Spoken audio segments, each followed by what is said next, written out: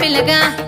ఓ పిల్లగా యహే ఓ పిల్లగా ఎంకటేశు చూడకపోతుంటవో కానకపోతుంటవో నా పిల్లగా ఎంకటేశు చూడకపోతుంటవో కానకపోతుంటవో